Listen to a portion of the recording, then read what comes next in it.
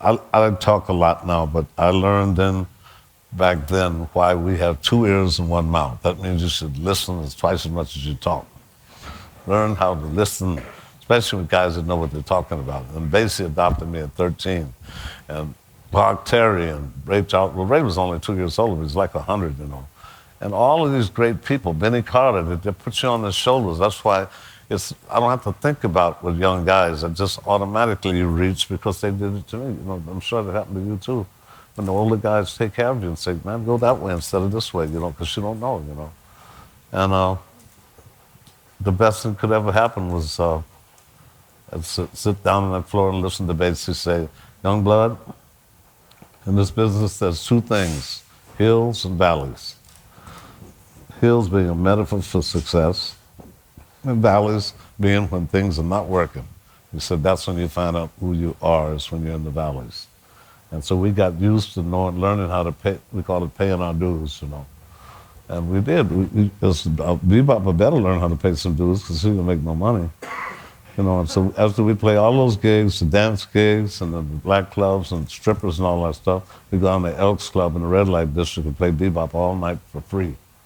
But it was too far out for the public, and the public could not handle it. You know, they didn't know where to go. So the guys wanted to get out of the thing of having to sing and everything like Louis. You know, Louis had to do it this time, you know. But Louis started everything. And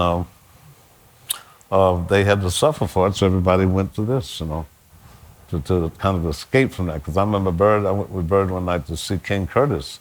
And everybody was in the audience getting down and everything else, you know, and he was shocked. And he went and got his horn and playing bebop in the corner and everything else.